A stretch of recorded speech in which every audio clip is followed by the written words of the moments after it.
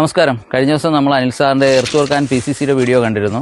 അതിനുശേഷം ഏതാണ്ട് 6 ദിവസമായപ്പോൾ നമ്മളതിൻ്റെ ഫുട്ടിങ് വാർത്തു, പെഡസ്റ്റലും കഴിഞ്ഞു. ഇന്ന് ഇതിൻ്റെ സറൗണ്ടിങ് നമ്മൾ ബ്രിക്ക് വർക്ക് ചെയ്യുന്നു. അതിനുശേഷം പ്ലിന്ത് ബീമിൻ്റെ വർക്കിലേക്ക് പോവുകയാണ്. ആൾമോസ്റ്റ് ഒരു എർത്ത് വർക്കിന് ശേഷം ഒരു 15 ദിവസം കൊണ്ട് നമ്മൾ അതിൻ്റെ പ്ലിന്ത് ബീം കാസ്റ്റിങ്ങിലേക്ക് എത്തുന്നതാണ്.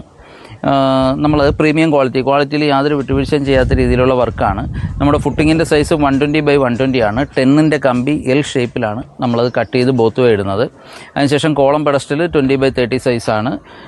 പെഡസ്റ്റലിന് ശേഷം പ്ലിന്ത് ബീമിന് ശേഷം കോളം വീണ്ടും മുകളിലേക്ക് പൊങ്ങിപ്പോകും. 12ൻ്റെ 6 കമ്പിയിട്ടാണ് നമ്മളിത് കോളം വാർക്കുന്നത്.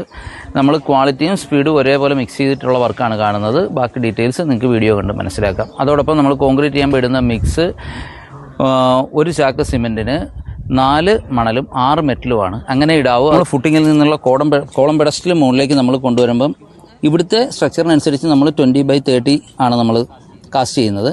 അപ്പം ഇത് 12ൻ്റെ 6 കമ്പിയാണ് നമ്മൾ ഇട്ടിരിക്കുന്നത്. റിങ്ങിൻ്റെ സ്പേസിങ് 15 അകലത്തിലാണ്. ഈ കോളം കാസ്റ്റ് ചെയ്യുമ്പോൾ നമ്മൾ പ്രത്യേകം ശ്രദ്ധിക്കേണ്ടത് തടി അങ്ങനത്തെ സാധനങ്ങൾ വെച്ച് ഉപയോഗിച്ചാൽ അതിന് പ്രോപ്പറായിട്ടുള്ള ഫിനിഷിങ് നമുക്ക് കിട്ടില്ല. അതുകൊണ്ട് കഴിവതും കോളം ബോക്സ് നമ്മൾ ഉപയോഗിക്കുന്നത് കോളം ബോക്സാണ്. കോളം ബോക്സ് ഉപയോഗിച്ച് തന്നെ വൃത്തിക്ക് ചെയ്താൽ നമുക്ക് ഈ സാധനത്തിന് ആ ഒരു പക്ക ക്വാളിറ്റി നമുക്ക് കിട്ടും.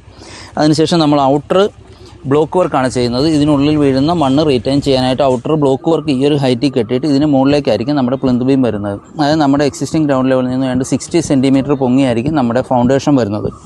അപ്പോൾ ഇതിൽ പ്രത്യേകം ശ്രദ്ധിക്കേണ്ട നമ്മുടെ ഇവിടുത്തെ മെത്തേഡ്, ഇതിന് താഴത്ത് നമ്മൾ PCC ഇടും.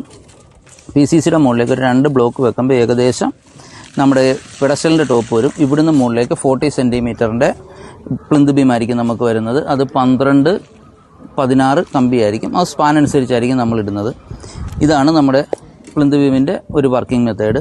അതിൻ്റെ വീഡിയോസ് പ്ലിന്ത് ബീം ആകുന്ന മുറയ്ക്ക് നമ്മൾ എത്തിക്കുന്നതായിരിക്കും. Thank you.